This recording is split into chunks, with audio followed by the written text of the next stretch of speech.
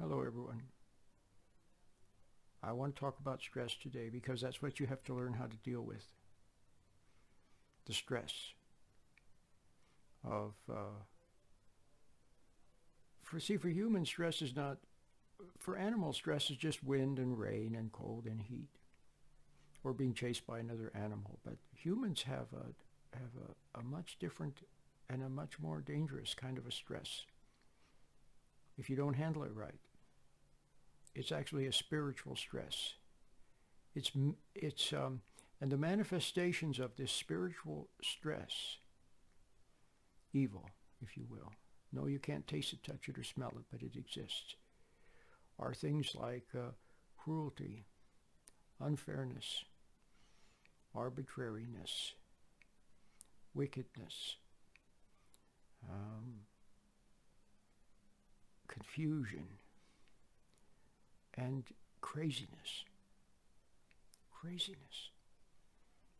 You see those manifest all around you. You know, you could take, for example, remember, and it's still going on today, I understand, in parts of China. There's a part of China where there's a large Muslim population and they're being persecuted. Many of them are basically in prison. They call it re-education camp. It's prison. They're treated terribly, and they're forced to renounce um, their culture, their way of life, their faith. They're being asked to renounce it all and to take up the new communist agenda. And there you could have a PhD in this. I can't think of the name. We something or other, but you could have a Muslim PhD in physics, and they've got him or her sweeping the floor, cleaning toilets, and they have someone who has zero education, who is who's running the prison. Do you understand? So everything is upside down. It's craziness. Well, there's craziness everywhere. And you'll see it in this country too. You'll see craziness. And you already are seeing it. And so you have to learn how to deal with it. And how you deal with it is don't react to it. Don't resent it. Don't hate it. Don't let it make you doubt yourself. Just watch it. Watch it without reacting to it. That's very important. It's called, do you remember Gandhi? He had something like that he called nonviolent non-cooperation. Do you remember that? Well, it's something like that, but it has a spiritual basis. Do you remember Christ when he went into the desert for 40 days? And he was stressed. And in the Khabouris manuscript, a wonderful translation from the original Aramaic into English, in the Khabouris manuscript said he went into the desert to be stressed by the spirit of uprightness. The spirit of uprightness. And don't you see that in people? You see a haughtiness, a lovelessness, an arbitrariness. And it's the spirit of uprightness. It has no tolerance for innocence. It has no tolerance for sweetness. And so, if you're a decent person, it has no tolerance for you. Yeah, it may let you go on if it needs your skills, but it has no tolerance. And so what you have to learn is to deal with that, to not flinch, to see it. See? And the other thing I want you to understand is that it's not the people. They have been infected. It's like an infection. It infects them. They've been infected with this dark spirit, this spirit of uprightness. And it plays tricks on their minds. And it torments them also. It torments them. But through them, it torments you.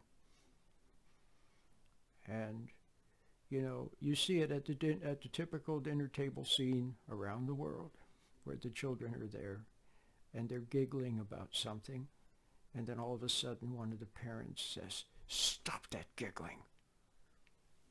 Usually it's even harsher than that. See, they have no tolerance for innocence. Now, you may see some of that in yourself. When you see someone who's noble, independent, you know, like Tom Sawyer, Huckleberry Finn, something about it you don't like. You want them to bend their knees. When you see someone who's a carefree spirit, something about it you don't like. When you see people giggling and happy, if there's something about it you don't like, well, then that's it. It got in you. Part of it is in you. Watch it. Don't react to it. Don't react to it in other people.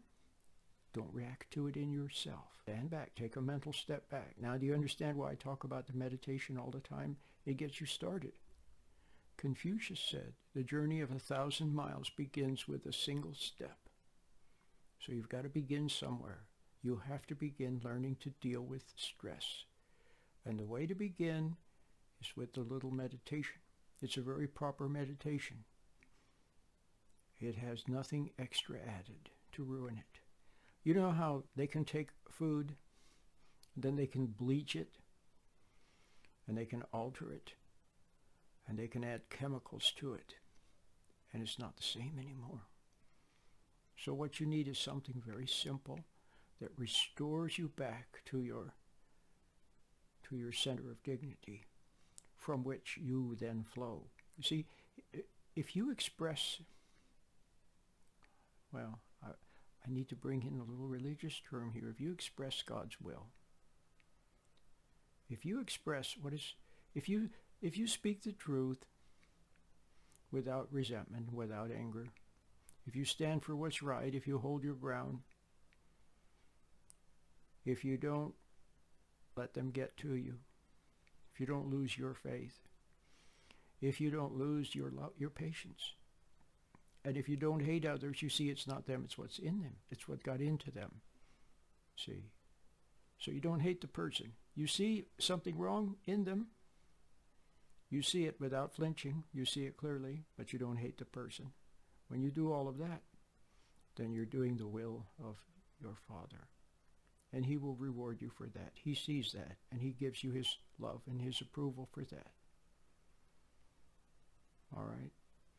Now, I just want to say that many things that appear to be, that are, see, you've gotten in the habit of reacting. And you reacted, the first you reacted to was unfairness, meanness, impatience. Remember I talked about that. It got in your parents.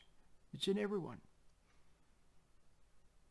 But if you start to get better, you start to meditate, and God's light shines upon you and shines through you. And it will exorcise that from you.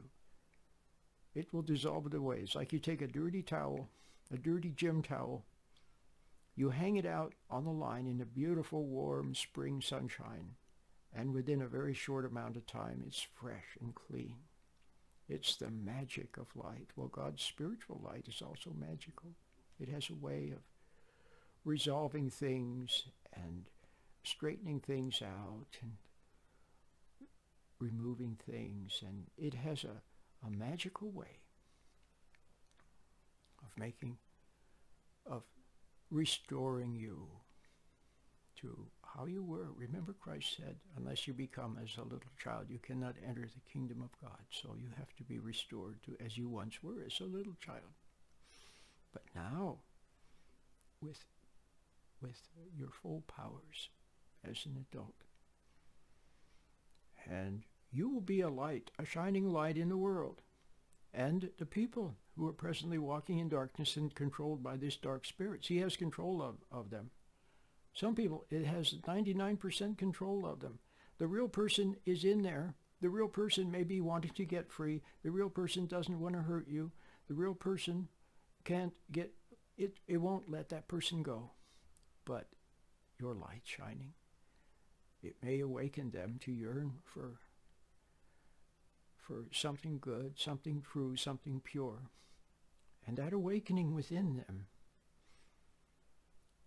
will then bring the light within, and the things of darkness are driven out. So, that's my Christmas message to you. How do you like my new setup here? I have gotten for Christmas a new computer a new laptop from my son, because my previous one, the hard drive crashed. So I haven't been making many videos, you've probably noticed. But I've been making some really nice radio programs. Those of you who watch my YouTube videos, don't miss out on my radio programs. They're so good. And I have a new book coming out very shortly, within a couple of weeks. It's called, you want to know what the title is? It's called, It's Sunny and Warm in the Kingdom of God. It's sunny and warm in the kingdom of God. That's the title of my book. And what is it? It's actually a collection of last year's articles. See, I have a newsletter, and the articles are fantastic.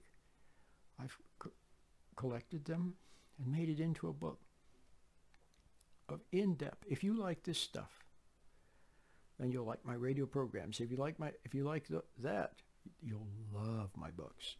Nice to have them. But you take the book with you in the morning, or get a Starbucks coffee and sit in your car, or go sit at your desk and open it up, just any old place, and read a little bit. Just read a little bit until you see something. Then when you see it, it's beautiful. Then you can put the book away and then go about your daily activities. But having that kind of in the back of your mind, like a beautiful strain of music, and it makes for a very, very nice day.